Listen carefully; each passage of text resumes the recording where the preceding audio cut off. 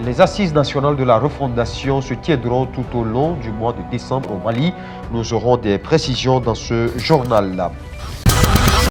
Assemblée générale du syndicat national des pharmaciens du Mali et également des détails à suivre dans cette édition. L'actualité à l'international, les Gambiens votent pour la première élection présidentielle depuis la dictature sous Yaya Jammeh.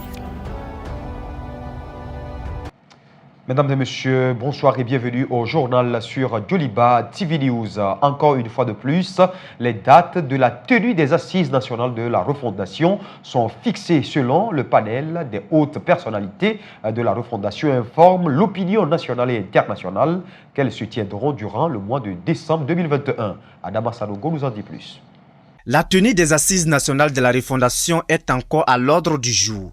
C'est ainsi que les autorités de la transition sont d'arrache-pied pour qu'elles puissent se réaliser dans l'optique d'obtenir une victoire pour la démocratie malienne à travers le dialogue. C'est d'ailleurs pour cette raison qu'Assimi Goïta, le président de la transition, avait rencontré le lundi 29 novembre la classe politique malienne qui n'avait pas affirmé jusque-là sa participation à ce projet de refondation. Suite à cela, le panel des autres personnalités de la refondation informe l'opinion nationale et internationale que les travaux des assises nationales de la refondation vont se dérouler selon un calendrier bien établi. Au niveau des communes de l'intérieur, elles se tiendront au 11 et 12 décembre.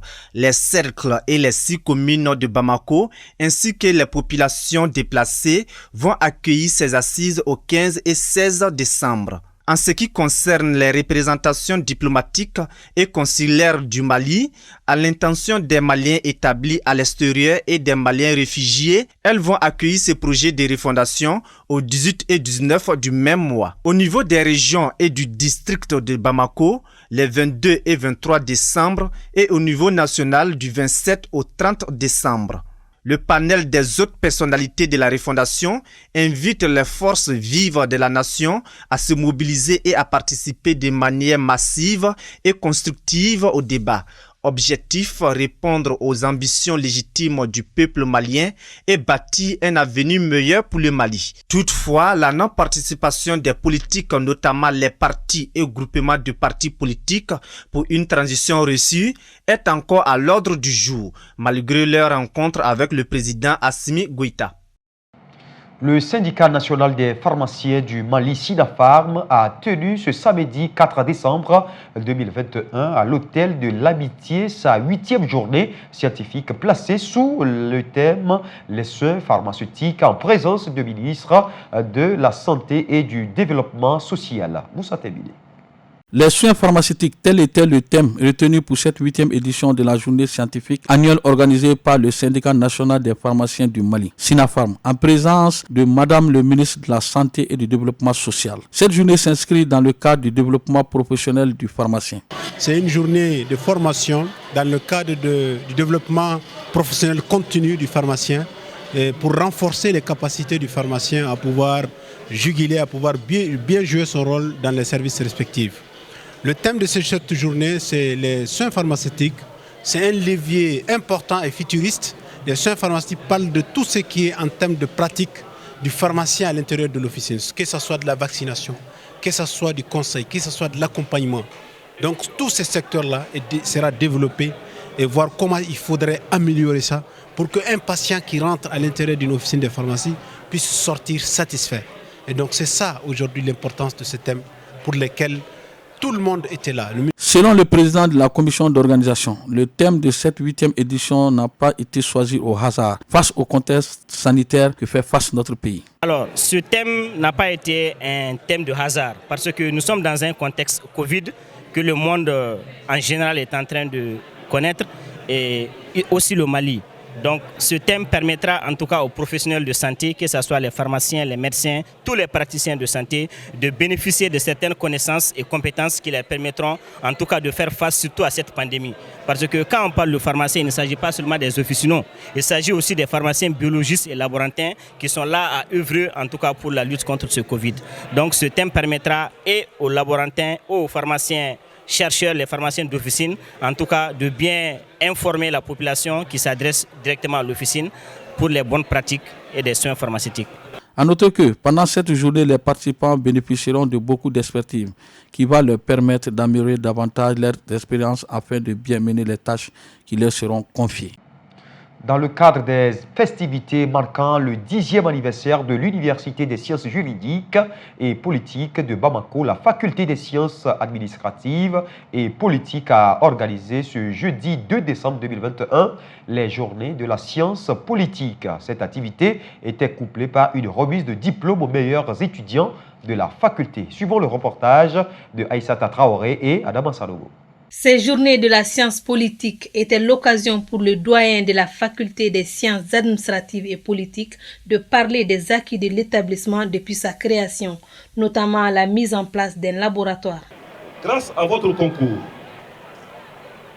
la faculté s'est dotée d'un laboratoire à travers l'appui d'une collaboration gagnante avec l'IEP de Bordeaux, où vous avez bien voulu accepter d'en être son coordinateur. Monsieur le ministre trouve ici toute notre gratitude pour cette grande marque de générosité. Le ministre de l'Enseignement supérieur et de la Recherche scientifique a félicité le corps professoral pour l'initiative de ces journées de la science. Aux étudiants de la faculté, il leur a souligné toute l'importance que représente la science politique. Vous êtes pour les décideurs politiques ce que les juristes sont pour les magistrats. Étant dans le feu de l'action, c'est vous qui leur donnez de la matière, c'est vous qui pouvez les conseiller, c'est vous qui pouvez leur dire faites ci, faites ça. C'est pourquoi très souvent d'ailleurs, je dis qu'il y a un lien dialectique entre les décideurs et les experts. Parce que le décideur décide, mais ne sait pas toujours. Alors que l'expert sait, mais ne décide pas. Donc le décideur a besoin de l'expert. Soyez donc des experts dont les décideurs politiques auront constamment besoin.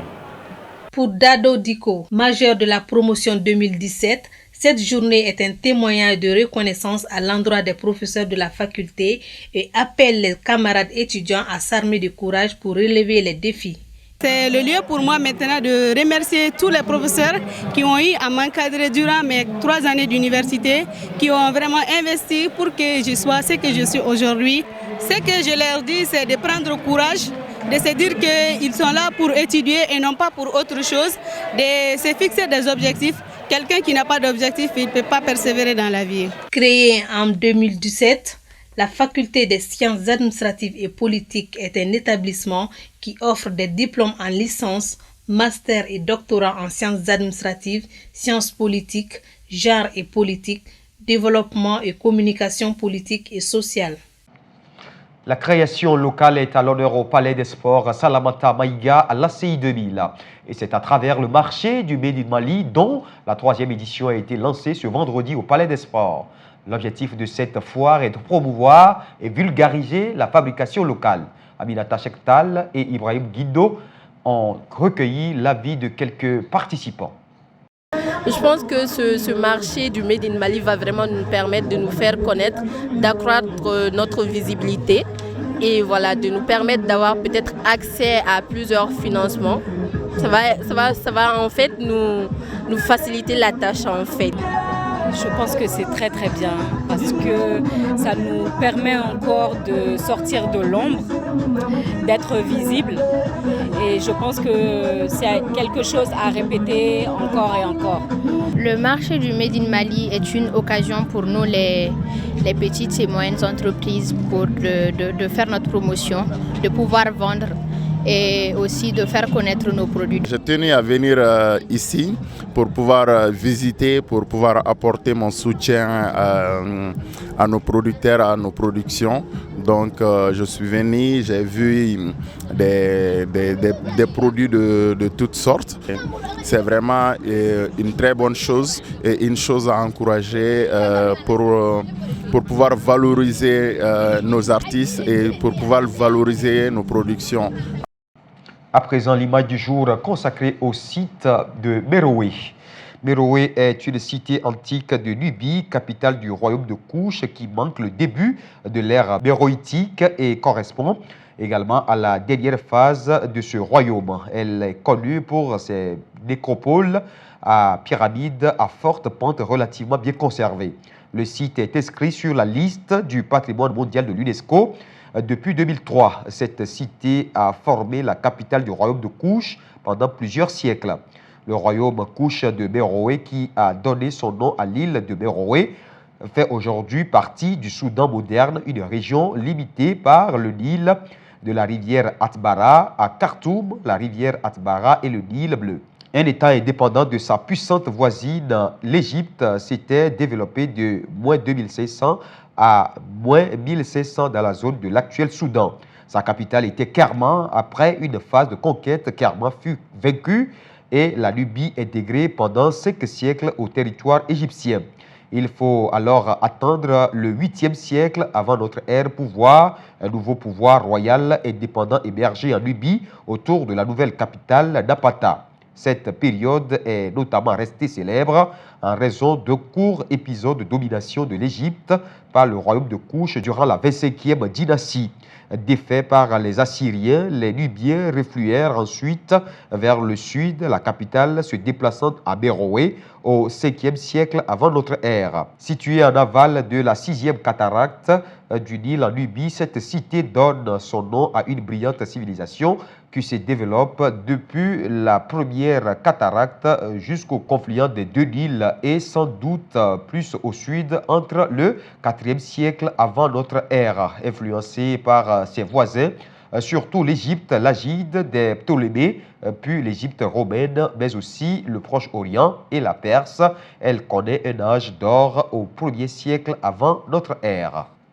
Suivons à présent l'actualité internationale avec Fanta Diarra. Changer le regard de la société sur les handicaps et les défis d'une vingtaine de mannequins handicapés à Abidjan ont relevé en montant sur le podium. Grace Bého, une étudiante de 22 ans, est l'initiatrice de la première édition de ce projet. Amputée d'une main suite à un accident de la route, Grace Bého milite aujourd'hui pour la promotion des femmes en situation de handicap. Les Gambiens élisent samedi leur président, un vote crucial pour une jeune démocratie qui cherche à surmonter son passé dictatorial et les effets du Covid-19 sur une économie fragile. Les bureaux ont ouvert à 8 h, alors que les longues files s'étaient formées bien avant l'aube pour aller voter à Banjul et dans ses environs, ont constaté nos confrères de la presse. Au marché de Madjankunda, dans les faubourgs de la capitale, près de 500 personnes faisaient la queue, se préparant à des heures d'attente. Les électeurs font la queue devant des isoloirs bâchés de noir. Ils trempent leurs doigts dans l'encre pour attester qu'ils ont voté. Le sortant Adama Barrow et 5 autres candidats, tous des hommes, se disputent un peu moins d'1 million de voix et la charge de diriger pendant 5 ans le plus petit pays d'Afrique. Les touristes commencent à revenir, mais de nombreux emplois ont disparu. La Gambie était déjà un des principaux points de départ de migrants cherchant à gagner l'Europe en pirogue. Les Gambiens souffrent de l'augmentation des prix des produits de première nécessité comme le riz, le sucre, l'huile, mais aussi des coupures d'eau et d'électricité et du manque d'accès aux soins. Le pape François arrive à l'aéroport d'Athènes pour une visite de 2 jours et demi, la première d'un pape dans la capitale grecque depuis 20 ans. La pontife argentin est arrivée à peu près 11 h à l'aéroport d'Athènes. Il doit prononcer dans l'après-midi 3 discours devant les autorités civiles, l'archevêque orthodoxe, puis les représentants de l'Église catholique. Il avait auparavant passé 2 jours à Chypre, où il a fustigé avec force le mur de la haine, dressé contre les migrants, dont 50 seront transférés à Rome, dont 10 en situation irrégulière selon Nicosie. Dans une vidéo publiée peu avant son départ de Rome, le pape s'est présenté en pèlerin à la rencontre de tous, pas seulement les catholiques, une minorité d'1,2% dans un pays à grande majorité de religion orthodoxe, non séparée de l'État. Si la visite du pape a été qualifiée de significative de source gouvernementale, beaucoup de Grecs ne sont pas intéressés par cet événement, selon Codidis, car ici c'est un pays orthodoxe. Le pape reste une figure lointaine. Dans le cadre de la première édition du festival Yereko, une conférence débat a été organisée à l'endroit des comédiens et humoristes en herbe. Le but, selon les organisateurs, est de donner une orientation positive sur les différents domaines artistiques tels que la comédie, l'humour et le théâtre. C'était ce vendredi 3 décembre au Palais de la Culture Amadou Ampateba. Cette conférence débat ressemblait à une école où les jeunes humoristes, comédiens pouvaient tirer profit et un enseignement de qualité. Beaucoup de ces jeunes artistes avaient du mal à faire la différence entre la comédie et l'humour. L'humour, c'est une déclamation, la comédie, c'est un jeu. Pour moi, c'est ça. C'est-à-dire quand vous faites l'humour, vous n'avez pas besoin de jouer, de bouger, vous parlez. Il ne faut pas confondre humour et comédie. Il ne faut pas confondre. La question est de savoir pourquoi aujourd'hui le théâtre est en train de perdre son public, alors que les artistes sont censés de réguler à travers leurs œuvres la société. D'où l'art, c'est la société, soutiennent les conférenciers. L'artiste, c'est comme un régulateur. C'est lui qui peut dire à ce grand public, s'il est bien suivi, que vous êtes en train de faire ça ou vous êtes en train de suivre ça qui n'est pas bien ou qui est bien. Apprendre. On apprend tous les jours. Tout le monde peut apprendre tous les jours quelque chose. Comme le grand frère Kardjigué a si bien dit, c'est chacun de nous doit sortir dans cette salle avec quelque chose de nouveau. Un débat sur l'art malien était à l'ordre du jour. Aussi, un débat de conseils de donner et de recevoir. C'est pourquoi certains participants se disent fiers d'être à l'école des anciens. Ça a été une école parce qu'ils parlaient sur l'art et la société. En un mot, on ne peut pas tout avoir à l'école. Et après, cela aussi, il nous parlait comment le théâtre malien a tendance de perdre son public. Donc quand même, on a posé que devons-nous faire pour avoir la solution pour que le théâtre puisse regagner son public. Les organisateurs de la première édition du festival Yereko ont aussi plaidé auprès de l'État malien pour qu'il s'engage afin de donner une autre image positive à la culture malienne. Un mot de culture pour terminer cette édition. Le ministère de la Culture, de l'Artisanat, de l'Industrie hôtelière et du Tourisme a organisé le vendredi 3 décembre 2021 au Mémorial Modibo Keïta une cérémonie de mérite et de reconnaissance à l'endroit des artistes maliens ayant remporté des prix et des récompenses en 2021. Une initiative saluée par les artistes qui ont saisi l'occasion pour adresser plaidoyer aux autorités pour plus de soutien au secteur de la culture. Reportage Youssouf Kone et El Hadji Malik Guiteya.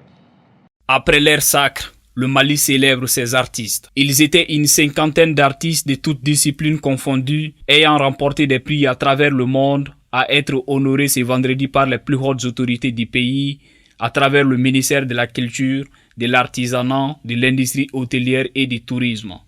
Cet hommage est mérité. Comme on l'a dit, on ne commande pas au mérite. Vous avez, par l'amour de votre travail, par l'amour du métier, vous avez créé, vous avez conquis le monde. Et c'est pour cela que vous êtes revenu au pays avec cette distinction prestigieuse. Cet hommage mérité, oui, car ce sont ces hommes et ces femmes de culture qui font retentir le nom du Mali au-delà de ses frontières. Environ une centaine de trophées engrangés par les artistes maliens a été présentés lors de cette cérémonie. Ces prix sont pour la plupart remportés grâce aux efforts et aux sacrifices de ces artistes, au dire du président de la Fédération des artistes du Mali, Adama Traoré, qui salue cette initiative des autorités maliennes. C'est une merveilleuse initiative parce que c'est vrai que dans l'anonymat, j'ai l'habitude de le dire, parler du paradoxe de l'acteur culturel malien, de l'artiste malien, c'est l'homme qui ou la femme, sans pas grand chose de soutien des pouvoirs publics, arrive à perpétuer son art et à avoir des distinctions de par le monde. C'est quelque chose que nous ne pouvons qu'encourager parce que c'est quelque part, c'est ce qui manquait un peu dans le paysage culturel du Mali. Cette initiative a été saluée à sa juste valeur par les artistes qui voient en elles une source de motivation dans leur travail. Ça me glorifie, ça me fait grandir. Comme je l'ai dit tout à l'heure, ça atténue un tout petit peu les sacrifices qu'on a consentis. Et ça nous donne un nouveau élan de rebondir en tout cas sur d'autres champs d'exploration. Voilà, moi je suis content au même titre que les récipiendaires. C'est vraiment une innovation parce qu'on n'avait jamais vu ça. En tout cas, moi, je n'avais jamais vu le ministère célébrer autant d'artistes en une cérémonie. Cette cérémonie, je trouve qu'elle est vraiment honorable parce que nous, on représente tellement le pays à l'extérieur. C'est une première fois que la nation nous invite pour honorer en fait tout le boulot d'ambassadeur qu'on fait. L'occasion a été saisie par les acteurs culturels pour formuler des vœux pour plus d'action et de soutien des autorités au secteur de la culture. On dit que le Mali est un grand pays de culture. Le Mali, c'est un champion. Je dirais que le Mali pourrait quand même démontrer cette place-là en haussant le budget de la culture à 1%. Si on arrive à faire ça, on aurait vraiment à cœur de témoigner de la richesse de notre culture. Cette cérémonie se dresse sans doute comme un témoignage de l'intérêt que portent les autorités au secteur de la culture. Mesdames et messieurs, cette édition se referme ici. Merci à vous de l'avoir suivi. Très bonne suite de nos programmes sur Joliba TV News.